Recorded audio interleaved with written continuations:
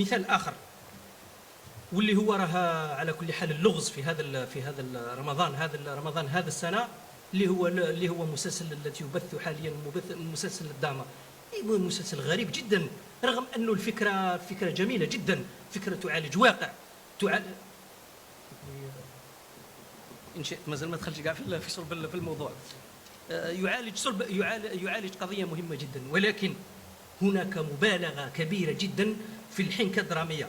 فهذا احنا ليس ببعيد عنا، ممكن ايام قليله فقط ناقشنا قانون المخدرات والمهلوسات والمؤثرات العقليه، فاذا به ياتي مسلسل ابطاله كلهم مروجين للمخدرات والمهلوسات، والادهى والامر انهم يروجون، لانه اهم مروجي المخدرات هم الاطفال، هم التلاميذ المتمدرسون. والله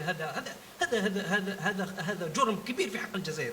زيد رمز اخر من رموز الحجاب. الحجاب هو رمز للعفه، هو رمز للستر.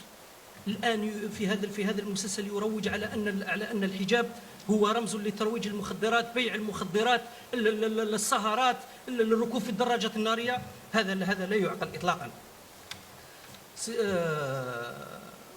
وأن نتابع هذه المسلسلات، لاحظوا انه ما كاش سيناريو، ما كاينش سيناريو في هذا معناتها قالوا رمضان غادي نديروا مسلسلات، غادي نديروا انشطه، شو نكتب زوج كلمات فكره ونجي نبلورها.